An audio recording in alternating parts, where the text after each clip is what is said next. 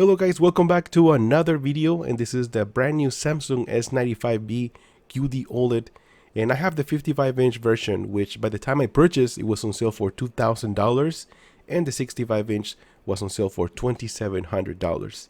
Now I'm really excited because this is the first time, or the first TV from Samsung, where they combine OLED technology with quantum dot, and as a result we get this infinity contrast and excellent black levels from OLED, and the amazing colors and brightness from quantum dot.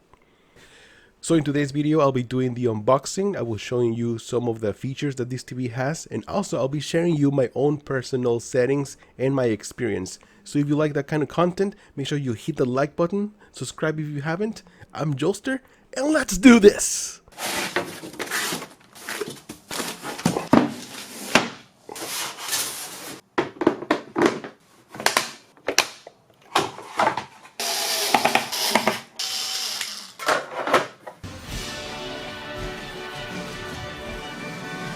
This video is brought to you by Soundpeats and their new Free2 Classic wireless earbuds, which features 8 hours of battery life per charge, superior sound delivered by 6mm diaphragm driver, Bluetooth 5.1, IPX5 waterproof rating, and multifunctional touch controls. You can buy them for $20 on Amazon, and I will leave a link in the description down below. Okay, so inside the box we have the base. There is also the power cable, audio and video cable, wall mount extensions. We also have the remote control, which is one of my favorite ones. It has the mini solar panel in the back and also a USB Type-C for charging. And also the size is very small, easy to handle. It has all the necessary buttons. It's really one of my favorites. Now in the back we have 4 HDMI 2.1 ports with eARC support for high quality audio, 2 USB ports, LAN, and also antenna. Now another detail I like is the detachable power cable, which can be easily replaced, and the cable management for a clean setup.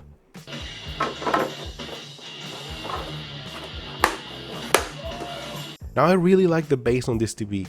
It measures 14 inches wide by 11 inches width, so it doesn't take a lot of space. Now this is an OLED TV, so it is very thin, similar to my C1 Oled from LG, but slightly lighter for my surprise. I really like the bezel-less design and the minimal branding. Now overall the TV looks and feels premium. Okay, so how is the picture? Well, imagine an OLED TV with stunning colors and contrast. That is basically what you'll notice right away.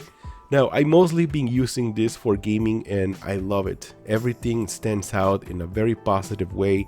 The picture is just amazing. Now, even though it's not perfect according to Vincent from HTTV Test, but recently Samsung sent an update to fix that issue and I think it looks great. Now HDR content looks amazing. The highlights are better than anything I've ever seen before. That is why I think brightness is also important, because it adds better highlights and contrast. Another benefit of OLED TVs are the viewing angles. Now OLEDs retain their colors and no blooming issues either, so if you plan on having this TV on a wide open space, you will get the best viewing experience anywhere you stand. Now with that being said, there are some things I don't like about this TV, and one of them is the same problem that I have with the Samsung U7G, and that is the operating system. It is laggy, very laggy. There are so many commercials, it's such a bad experience navigating through the menu. Oh, and another thing I hate, how confusing it is to go through the connected devices. It used to be so simple, but now you have to go through another sub-menu and suffer through the lag. That is the only negative I have on this TV so far. Now gaming is what I mostly do, and this TV does excellent.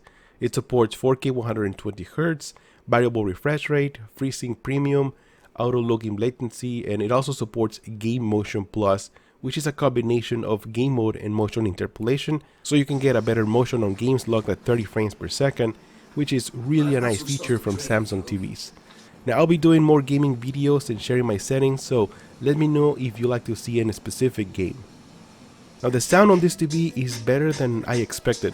It has Dolby Atmos support, and the AI sound does enhance the audio by adding virtual surround sound, and I can honestly say that I'm very surprised. This works better when watching a movie or a TV show that supports Dolby Atmos. Now for better sound, I recommend at least a soundbar from Samsung. Their premium lineup works best because it uses the TV speakers as a center speaker, so you get an even better Dolby Atmos effect.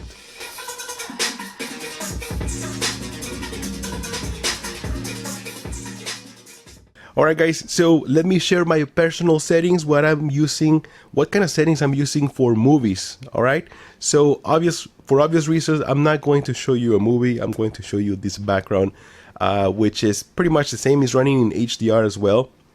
So let's go into the settings right here on the TV, and right away this menu shows up, and then you also have this other option. It says intelligent mode. As I mentioned previously, if you turn it on, look how big of a difference this makes. I mean, I think it's just oversaturates the colors, although in some scenes does look beautiful, like this scene right here. It's just really bright, but it just doesn't look natural at all. I honestly prefer natural looking picture, but if you like this kind of colors, this kind of blue, well, you also have this option. I'm going to use movie mode. Let's go into the settings real quick. And like I said, I'm going to use movie mode, even though you have more picture settings, but I think movie mode is the more natural. Same with filmmaker mode, but personally I prefer movie mode. So let's go and do that. Let's play around with the expert settings. In brightness, this one right now I have it at 30 because I'm showing this video on the camera. But I normally will increase this to the maximum, especially if you're using HDR. I highly recommend to use the brightness all the way up to 50 in HDR. Contrast, same thing, all the way up to 50. Sharpness, I totally decrease sharpness all the way down to 0. You don't need any more sharpness, especially if you're watching 4K content. You don't need any more sharpness. Color, I have it at 25. Keep it in the middle. Let's go over here. You can apply this to all the sources if you want to do that. Picture clarity settings, this is motion. Used to be called motion interpolation, but now it's called picture clarity settings. So I have this one in custom. This is out of the box. Blur reduction is at 10, judder reduction is at 3. You can also change this to automatic, which is pretty much the same. I don't have any issues with that, but if you have it in custom, you can have that. Over here, clear motion, this is BFI or black frame insertion. I honestly don't like this because it introduces flickering. I can clearly see the flickering, and also the picture looks a little bit darker. So this is good for sports normally, but I do not like it on any kind of TV. So let's go back over here. Let's go to contrast enhancer. Now some people will say that you need to turn this off. And yes, in some occasions, this looks even more natural when you turn it off. But if you want a brighter picture, I highly recommend to use at least in low. Because if you turn it off, the picture looks nice, but it looks kind of dead. It looks kind of dull and boring. I like to be a little bit brighter. And I think low, it's the sweet spot. High, I think is just too bright. But my personal taste is low. Now keep in mind guys that these are my own personal settings. You can use them if you like to try them, but I always recommend to use the one that works best for you. Okay, let's go here to color tone. I have this one on warm 1. Usually out of the box is on standard, which I think it looks alright, and then you have cool. But I always use warm 1 on Samsung TVs. I don't know, for some reason it looks like more well, yeah, I really like that warmer tone. Out of the box in a picture, in movie picture, also on filmmaker mode, it's on warm too, but I think it's just too much yellowish. So warm 1 is the sweet spot for me. Sorry about my voice. I'm still getting over this COVID that I have, and oh my god, it's been terrible. But hopefully this video helps you. White balance, I don't do anything in white balance. I just leave it out of the box. Looks really good. Shadow detail. Now, shadow detail, if you increase this, I don't really notice much of a difference, except that the picture gets a little bit brighter.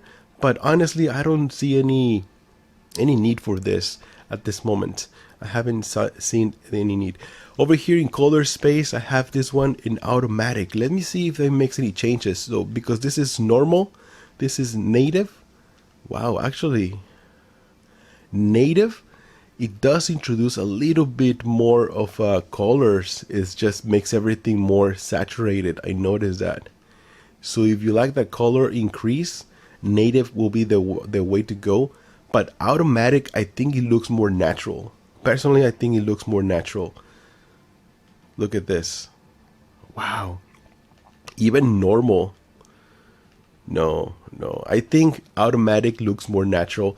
That's because that's what I'm aiming for when I'm trying to, when watching a movie. I want everything to look bright, but also not oversaturated. I want everything to look more natural. Peak brightness. Now you can use this one in high, especially when you're watching HDR content. That way you can have all these highlights and contrast. It looks amazing on this TV, especially because of the black levels this OLED offers. So you can lower this. You guys notice the difference in the background?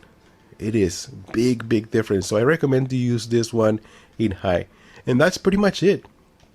I mean, the settings, the picture settings on Samsung TVs is usually very easy to follow, very easy to change, and the picture is going to look fantastic on your Samsung QD-Oled. So if you're looking to buy a TV that is good for gaming, good for movies, this is it. You're going to love this TV. It has amazing black levels, beautiful bright colors and picture. I mean, overall, you're going to love this TV. Now, I guess the real question is, should you buy it right now?